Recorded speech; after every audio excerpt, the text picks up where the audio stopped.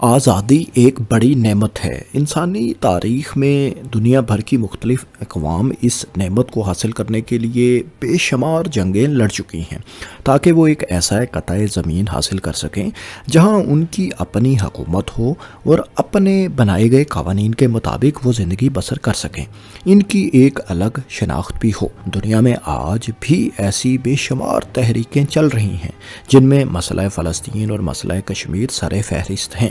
یہاں کے باسی پچھلی کم و بیش 8 دہائیوں سے آزادی کا حق حاصل کرنے کے لیے غاصب اقوام کے خلاف برسر پیکار ہیں۔ ان کے علاوہ کرد قوم ایران، شام، عراق اور ترکی کے خلاف کردستان ریجن کی آزادی کے لیے چاروں ممالک کے خلاف اپنے حق کی جدوجہد بھی دہائیوں سے جاری رکھے ہوئے ہے۔ 3.5 کروڑ کے لگ بھگ کرد دنیا میں وہ سب سے بڑی قوم ہیں جن کا اپنا کوئی ملک ہی نہیں، اور یہ 4 ممالک کے درمیان بٹے ہوئے ہیں۔ لیکن دوستو، آپ کو یہ جان کر حیرت ہوگی کہ دنیا میں ایسے علاقے یا خطے بھی ہیں جو کسی نہ کسی شکل میں آج بھی نوآبادیاتی طاقت کے زیر اثر ہیں، اور وہ ایک آزاد ریاست کے طور پر نہیں رہنا چاہتے، حالانکہ یہ خطے یا ریجنز اگر چاہیں تو آزاد ہو سکتے ہیں۔ آئیے ان دلچسپ علاقوں کے بارے میں جانتے ہیں اور یہ جانتے ہیں کہ ایسا آخر کیوں ہے، یہ کیوں آزادی نہیں چاہتے۔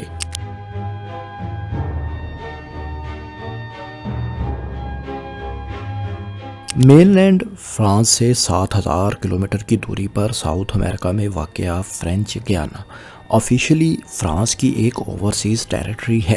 اس کا رقبہ 83,000 مربع کلومیٹر سے زائد ہے۔ فرانس کا سب سے لمبا لینڈ بارڈر بھی یورپ میں نہیں بلکہ یہیں برازیل کے ساتھ 730 کلومیٹر طویل اسی علاقے فرینچ گیانا کی وجہ سے ہے۔ 1667 میں فرینچ حکومت نے اسے باقاعدہ اپنی کالونی ڈکلیئر کیا تھا۔ 20ویں صدی میں جب دنیا بھر سے کالونیز کا خاتمہ ہو رہا تھا تو اس ریجن کے باسیوں نے آزادی حاصل کرنے میں کوئی دلچسپی نہیں لی۔ فرینچ حکومت نے 1946 میں اسے کالونی سے اپنا ایک ریجن یا ڈپارٹمنٹ ڈکلیئر کر دیا۔ فرینچ ریجنز یا ڈپارٹمنٹس کو مکمل طور پر فرانس کا حصہ ہی سمجھا جاتا ہے۔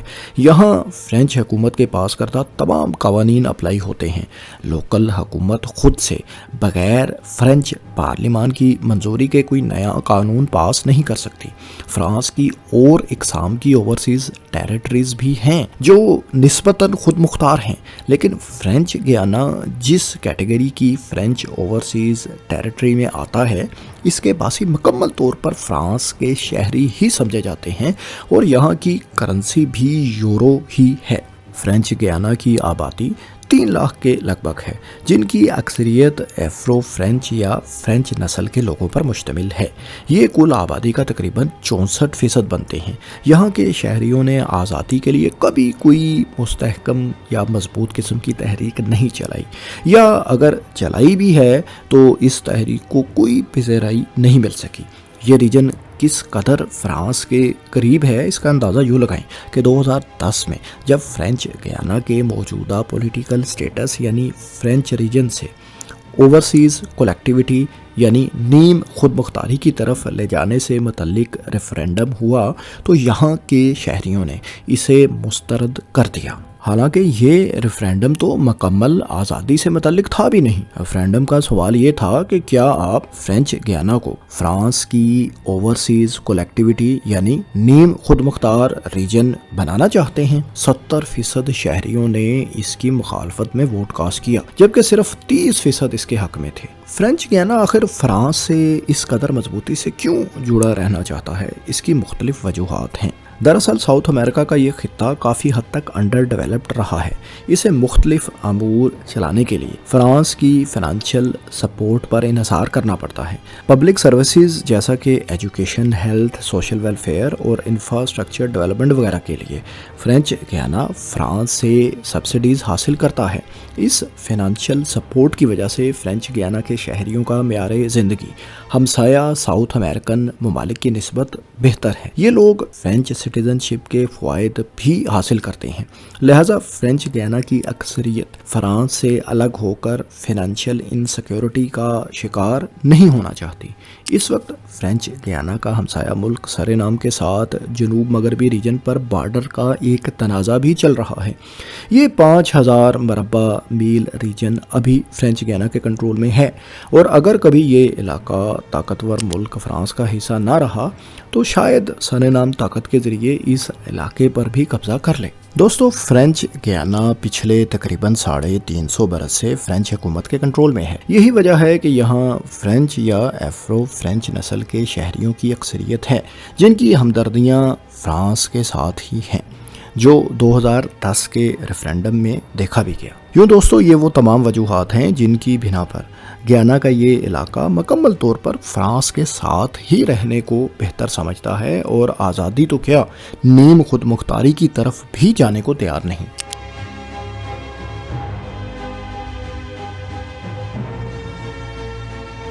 دوستو، دوسرا علاقہ جو خود مختار یا کسی دوسرے ملک کا حصہ نہیں بننا چاہتا وہ جبرالٹر ہے۔ جبرالٹر اسپین کے جنوب میں واقع محض 7 مربع کلومیٹر پر مشتمل ایک چھوٹا سا قطعہ زمین ہے۔ اس وقت یہ ریجن برطانیہ کی ایک اوورسیز ٹیریٹری ہے۔ جبرالٹر کو جبل الطارق بھی کہا جاتا ہے۔ 711 عیسوی میں اموی سپہ سالار طارق بن زیاد نے جب اسپین پر حملہ کیا تو انہوں نے اپنا پہلا پڑاؤ یہیں ڈالا تھا۔ اس کے بعد یہ علاقہ مختلف ہاتھوں میں تبدیل ہوتا رہا، اور بالآخر 1462 میں اسپین نے اس خطے پر قبضہ جما لیا۔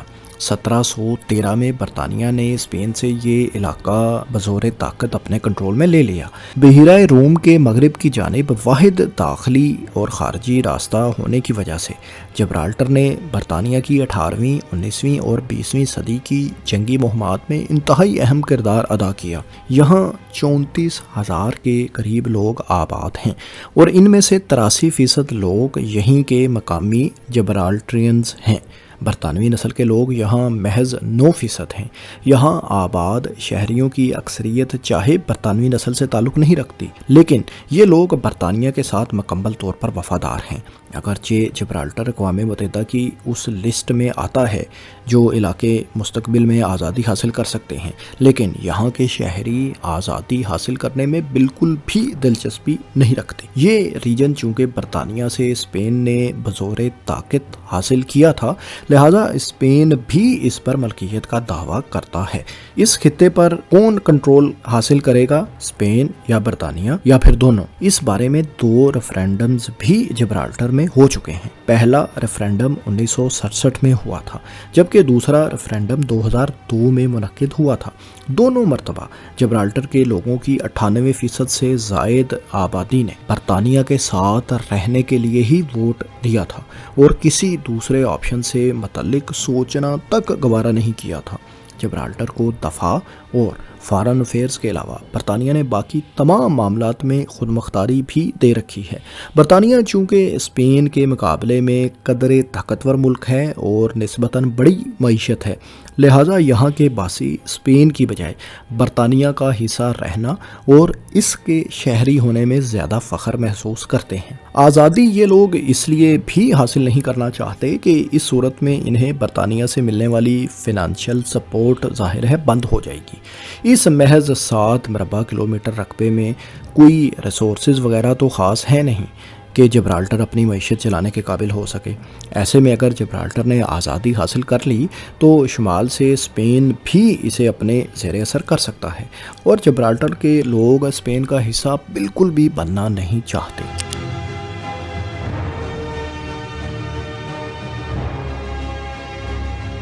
دوستو، ایک اور وہ علاقہ جو آزادی نہیں چاہتا وہ برمودا ہے۔ شمالی بحر اوقیانوس نارتھ اٹلانٹک اوشن میں واقع برمودا بھی ایک برٹش اوورسیز ٹیریٹری ہے۔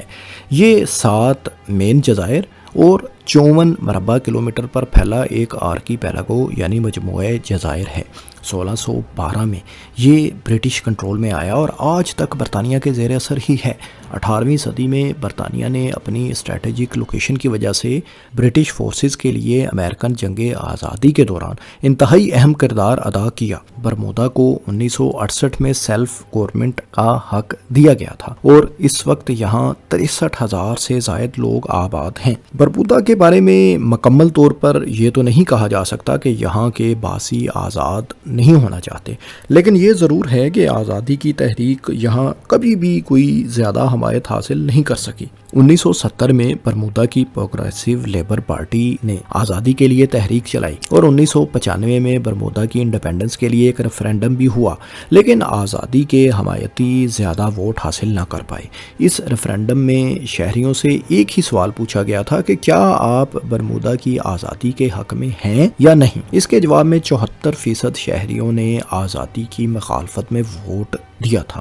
آزادی کے حامی محض 26% ووٹ ہی حاصل کر پائے تھے۔ خاطر خواہ حمایت نہ ملنے کی وجہ سے برمودا کے شہری اب ظاہر ہے برطانیہ کے مکمل طور پر وفادار ہی سمجھے جاتے ہیں اور برٹش سٹیزن شپ کے فوائد بھی یہ حاصل کر رہے ہیں۔ اگرچہ ٹورزم ہی برمودا کی معیشت میں سب سے زیادہ یعنی تقریباً 28% کنٹریبیوٹ کرتا ہے، لیکن برطانیہ کی فائنینشیل سپورٹ پر بھی اس خطے کا انحصار ہے، لہٰذا برمودینز کی اکثریت برطانیہ کے ساتھ جڑے رہنے میں ہی اپنا مستقبل زیادہ سیکیور سمجھتی ہے۔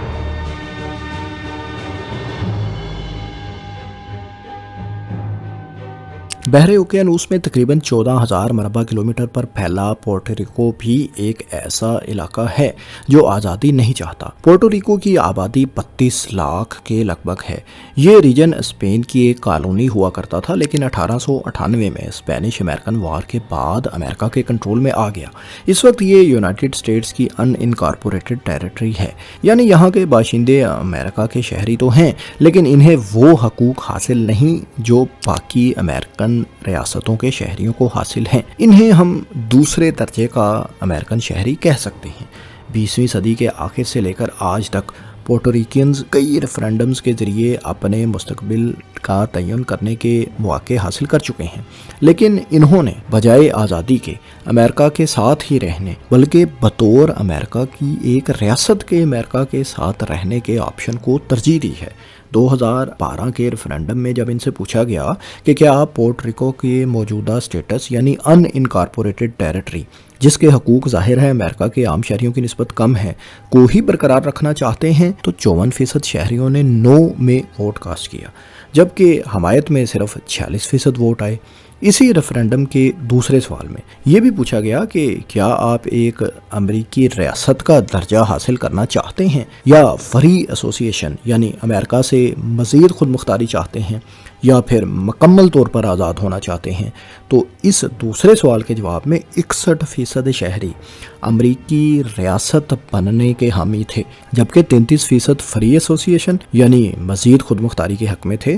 صرف 5% نے مکمل آزادی کے حق میں ووٹ دیا تھا۔ 2017 میں ہونے والے ایک اور ریفرینڈم میں 97% شہریوں نے اسٹیٹ ہوڈ کے حق میں ووٹ کیا، جبکہ محض 1.5% آزادی کے حق میں تھے اور تقریباً اتنی ہی پرسنٹیج موجودہ اسٹیٹس یعنی ان انکارپوریٹڈ ٹیریٹری کو ہی برقرار رکھنا چاہتی تھی۔ دراصل پورٹریکینز کا ماننا ہے کہ آزادی کی صورت میں ان کے معاشی مسائل بڑھ جائیں گے اور ساتھ ہی امریکہ جیسے ایک طاقتور ملک کے ساتھ تعلقات ظاہر ہے خراب ہونے کا اندیشہ بھی ہے، لہٰذا یہاں امریکن ریاست بنائے جانے سے متعلق ہی زیادہ سپورٹ عوام میں ہے تاکہ ان کے حقوق بھی پہلے سے بہتر ہو جائیں اور یہ مکمل طور پر امریکہ کے شہری سمجھے جائیں۔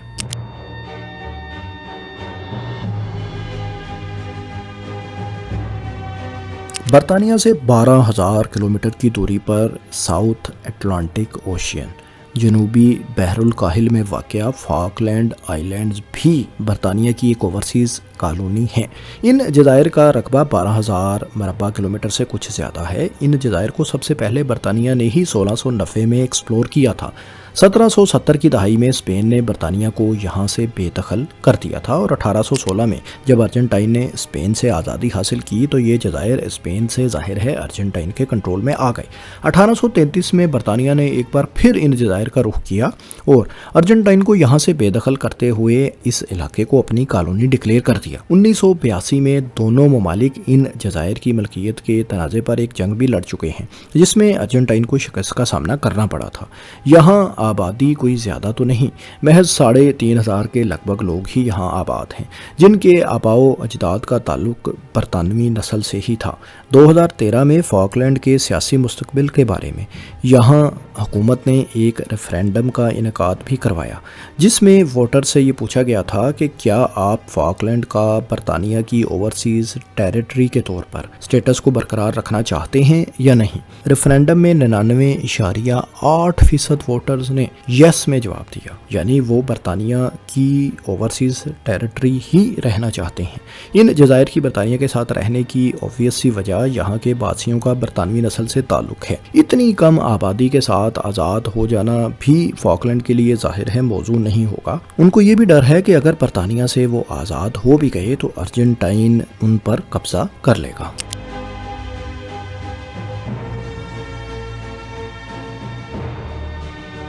जनूबी बहरुल काहिल यानी साउथ पैसिफिक ओशियन और ऑस्ट्रेलिया के मशरक में वाक़ न्यू कैलेडोनिया भी फ्रांस की एक ओवरसीज़ टेरिटरी है। इसका रकबा 18,500 मरबा किलोमीटर के लगभग है और आबादी 2,70,000 के करीब है। ये खिता 1853 के बाद से फ्रांस के ज़ेर असर है। न्यू कैलेडोनिया ऐसा खिता है जहाँ आज़ादी पसंदों को भी कुछ न कुछ हमायत हासिल है। दरअसल इस रीजन में मकामी कानक कबीले के लोगों की अक्सरियत आबाद है, जो कुल आबादी का 47% है और इनकी अक्सरियत आज़ादी की हामी है। लेकिन दूसरी तरफ यहाँ यूरोपियन नस्ल के लोग भी तकरीबन 39% हैं, जो जाहिर है मुख्तलिफ औकात में यहाँ आकर आबाद होते रहे। और एशियंस की परसेंटेज एशियन नस्ल के लोगों की भी यहाँ पे 14% है। न्यू कैलेडोनिया में आज़ादी के लिए पहला रेफरेंडम 1987 में हुआ। इसमें आज़ादी के हामियों को महज 2% वोट मिले, जबकि मुखालफिन को 98% वोट हासिल हुए। इसके बाद न्यू कैलेडोनिया में आज़ादी के लिए 2018 से लेकर आज तक 3 रेफरेंडम्स हो चुके हैं, लेकिन हर बार आज़ादी के सपोर्टर्स अक्सरियत हासिल करने में नाकाम रहते हैं। 2018 के रेफरेंडम में जब शहरियों से पूछा गया कि वो न्यू कैलेडोनिया को मुकम्मल तौर पर एक आज़ाद मुल्क देखना चाहते हैं या नहीं, तो 57% वोटर्स ने इसकी मुखालफत की, जबकि महज 43% ने आज़ादी के हक में वोट दिया। अगला रेफरेंडम 2020 में महज 2 साल बाद हुआ, जिसमें वोटर से वही सवाल पूछा गया। अब की बार मुखालफत में 53% वोट पड़े, यानी मुखालफत की परसेंटेज इस बार कम हुई, जबकि आज़ादी की हमायत में पड़ने वाले वोटों की तादाद अब की बार 43% से बढ़कर 47% हो चुकी थी। न्यू कैलेडोनिया की आज़ादी से मुतालिक तीसरा रेफरेंडम 2021 में हुआ, लेकिन इस बार आज़ादी के हामी कानक ग्रुप की अक्सरियत ने कोविड-19 के दौरान फ्रांस के इम्तियाजी सलूक की वजह से रेफरेंडम का बाइकाट कर रखा था। लिहाजा कानक ग्रुप का ये फैसला रेफरेंडम के नताइज पर भी असरअंदाज हुआ और 96% शहरियों ने आज़ादी की मुखालफत में वोट कास्ट कर दिया, जबकि हमायत में महज 4% वोट ही पड़ सके। न्यू कैलेडोनिया एक स्पेशल रीजन है। यहाँ के बासियों को डिफेंस और फॉरेन अफेयर्स के अलावा फ्रांस से मुकम्मल तौर पर खुद मुख्तारी हासिल है, जबकि न्यू कैलेडोनियंस के पास फ्रांस के अलावा न्यू कैलेडोनिया की शहरियत भी है। न्यू कैलेडोनिया के शहरियों का अभी आज़ादी के हक में वोट ना करने की वजह यूरोपियंस और दूसरी अक़वाम के लोग हैं, जो ओवरऑल 53% इस खिते का बन जाते हैं, और कानक ग्रुप के बाज़ शहरियों को अपने साथ मिलाकर रेफरेंडम का नतीजा वो अपने हक में कर लेते हैं। लेकिन बहरहाल ये बात कही जा सकती है कि अगर मुस्तकबिल में कोई और रेफरेंडम हुआ तो शायद न्यू कैलेडोनिया के लोग आज़ादी की हमायत में ज़्यादा वोट कास्ट कर दें। दोस्तों, इन तमाम खितों के अलावा जो हमने आपको बताए, French Polynesia, Martinique, US virgin islands वगैरह जैसे इंतहाई छोटे इलाके भी हैं जो आज़ादी हासिल करने की बजाय किसी एक बड़ी कॉलोनियल ताकत का हिस्सा रहना चाहते हैं। आप दोस्तों ये बताएं कि आपको ये वीडियो कैसी लगी और आपका क्या ख्याल है कि इन छोटे छोटे खितों को क्या अपनी कॉलोनियल पावर्स यानी कि फ्रांस, बरतानिया और अमेरिका वगैरह से आज़ादी हासिल कर लेनी चाहिए, या उनका मुस्तकबिल इसी में सिक्योर है कि वो इन बड़ी ताकतों के साथ जुड़े रहें। कमेंट्स में अपनी राय से ज़रूर आगाह करें और इस तरह की मालूमाती तहकीकाती वीडियोज़ देखते रहने के लिए हमारे चैनल को सब्सक्राइब भी कर लें, और अगर आपको ये वीडियो पसंद आई तो इसको लाइक और शेयर ज़रूर करें। शुक्रिया।